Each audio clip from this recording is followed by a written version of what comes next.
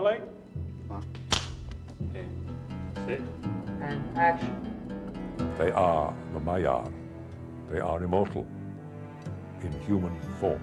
They're more like angelic spirits who inhabit the bodies of old men, and they are on Middle-earth to advise the peoples of Middle-earth how to combat evil. But there's a difference between Saruman and Gandalf, in that Gandalf is wise but has learnt humility, whereas Saruman is equally wise but has arrogance. The hierarchy of wizards is defined by the labelling of colours, which refers to the colours that they wear, actually. You might be a brown wizard, but Gandalf is a grey one. Gandalf the Grey. Saruman, slightly higher in the order, is the white, Saruman the White. And Saruman is very definitely the most brilliant, the most powerful, with the greatest intellect and the greatest knowledge. Gandalf himself says that. 2, 1, action. And so Saruman and Gandalf represent opposites of the same character, of what can happen if you have great strength and power. So it was a wonderful synergy. There are so many facets, sides to Saruman. The leader, the immortal, the fantastic brain, but he misuses it. So a central part of the story of the films is a battle between the two wizards. Why should Gandalf not be ambitious and in that way, and selfish? Well, we just know that he isn't. And the human form he took was not to become a great leader or emperor or politician. You know, Tolkien and Gandalf are on the side of the ordinary people.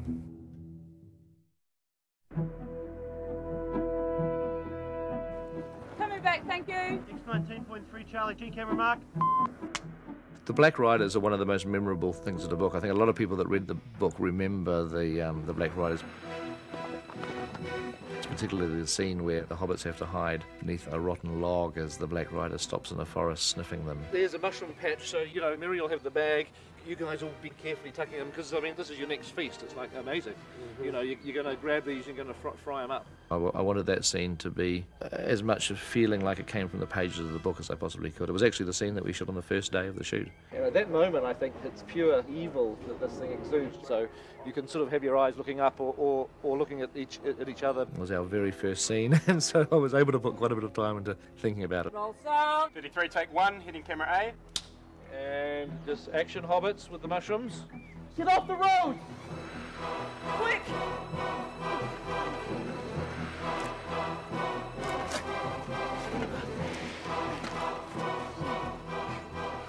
And horse!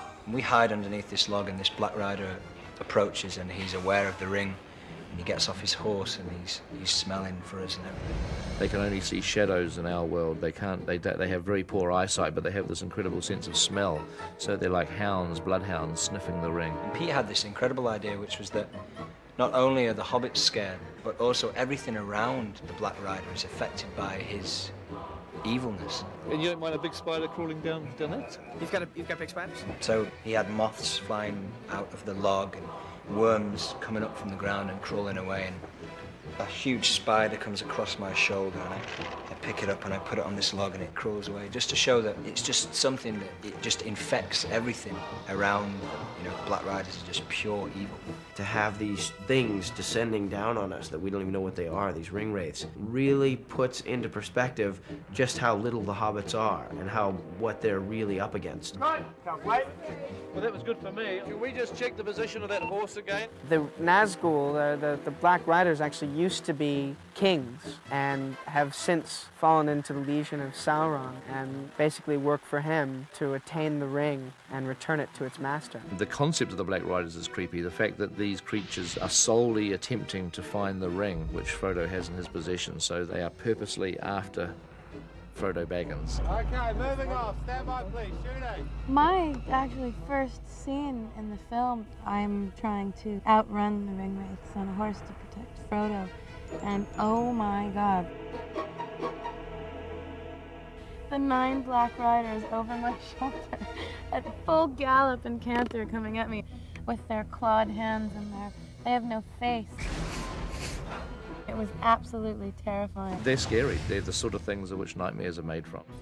When Frodo puts on the ring, he sees the Ringwraiths for who they actually are, which is these kind of old, ghost-like, decrepit kings, you know, far from their original form and extremely frightening.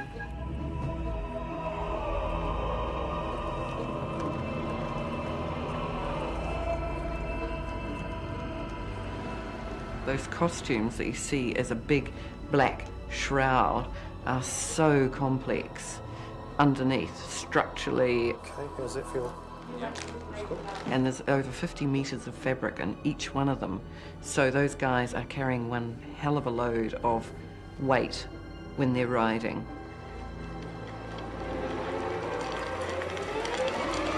You know, these horrible sort of vampire-like creatures that have no memory of what they were, you know. They're these empty, tormented beings. Well, they're like anything black, aren't they? They absorb the light. And because they absorb the light, they absorb the hope that you may have to escape. It thrills me beyond belief to see those Ringwraiths on screen. It thrills me how terrifying they are. They're creepy, they're for real because they have physical limitations, but on the other hand, they should be sinister and scary because they can take you to Mordor.